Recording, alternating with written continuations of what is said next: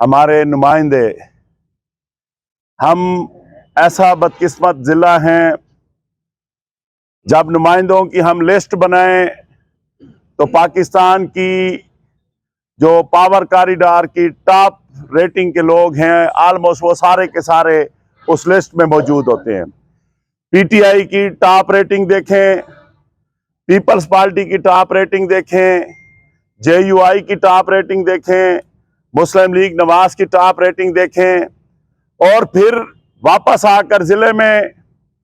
उन लोगों की कारकर्दगी देखें कि खैबर पख्तूनख्वा की फूड बास्केट डेर इस्माइल खान है कि 18 लाख एकड़ ज़मीन यहाँ काबिल काश्त है और यहाँ से ही सब कुछ होता है, लेकिन बदकिस्मती से हमेशा हमें ही इग्नोर किया जाता है और हमारे साथ सौतेली माँ वाला सलूक हमेशा से ही होता आ रहा है,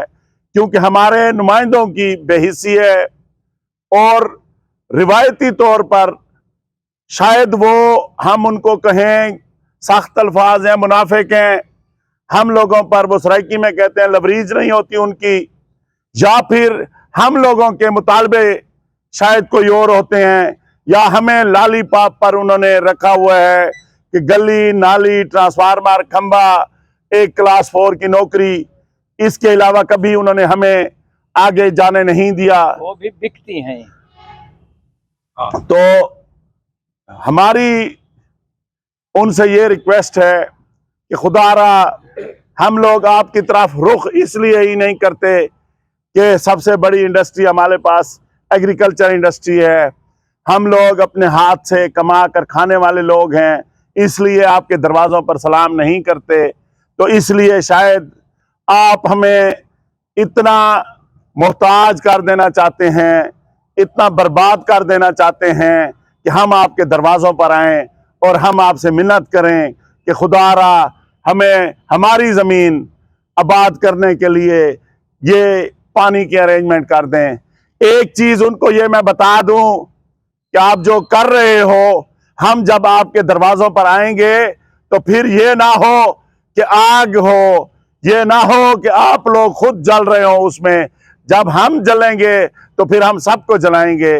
ऐसा नहीं है कि आपके दरवाजे पर हम मिन्नत पर करने आएंगे, बल्कि हम आपको फिर ताराज करने आएंगे। 50-50 साल से आप 3-3 जनरेशन के साथ यहाँ पर बैठकर हुक्मरानी करते आए हैं और हम वोट देते आए हैं। हम वोट आपको एक दफ़ा फिर भी देंगे, लेकिन सिर्फ और सिर्फ ये है कि ये तरीका ठीक नहीं है। ये ना हो कि फिर हम आप लोगों के अगेंस्ट कैंपेन चलाएं कि जिस भी डेरा इस्माइल खान के पॉलिटिशियन को देखें, 2 जनरेशन 3 जनरेशन से डेरा इस्माइल खान पर रूल करता आ रहा है,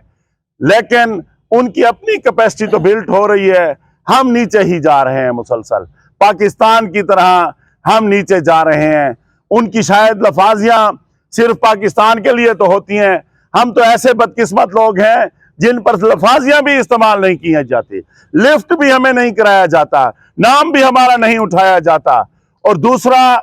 मीडिया में जो इश्यूज उन्होंने क्रिएट किए हुए हैं वो इश्यूज हमारे नहीं हैं। उन इश्यूज पर बातें हो रही हैं कि खान को टांग में गोली लगी है या सर में गोली लगी है, हकीकी माँ ये हो रही है या गैर हकीकी हो रही है, और हमारे पास खाने को रोटी नहीं है, आबाद करने को जमीन नहीं है, पीने का पानी नहीं है। हम इन चीजों में क्यों जा रहे हैं? किसी ने आज तक एक भी प्रोग्राम नहीं किया कि फ्लड जब सिंध में आया था, आज सिंध के 3 अजला में पानी 3 महीने के बाद क्यों खड़ा है? किसी ने ये नहीं पूछा कि परवेज इलाही साहब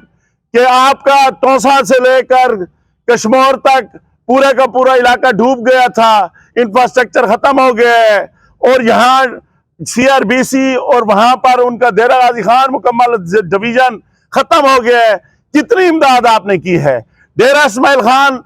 मुकम्मल तौर पर खत्म हो गया है, जमींदार सड़कों पर है, और केपी वाले आज तक उसे इतनी तकलीफ नहीं हुई कि वो आकर यहाँ पूछ सके, देख सके। डिप्टी कमिश्नर अपने दफ्तर से बाहर नहीं निकला, असिस्टेंट कमिश्नर अपने दफ्तर से बाहर नहीं निकला, गवर्नमेंट की कोई मशीनरी कहीं भी कोई काम नहीं कर रही। इस इशू पर किसी को वो नहीं है, सिर्फ और सिर्फ वो ये कि हकीकी आजादी कहाँ हो रही है, कौन सी जगह ब्लॉक हो रही है, कौन सी जगह पर। हम तमाम पर लानत भेजते हैं। अगर हमारे खाने की रोटी नहीं होगी, हमारे बच्चों का पेट नहीं भरा हुआ होगा, तो हम आपको ये बता दें, फिर किसी का भी ना ही पेट भरा हुआ होगा, ना ही कोई हुक्मरान यहाँ आएगा। फिर हम उनको जिस तरह श्रीलंका में लोगों ने उनके घरों में घुसकर रोडों पर पकड़कर उनको वहां मारा था, इस तरह ये माहौल आप क्रिएट कर रहे हैं। यही माहौल बन रहा है।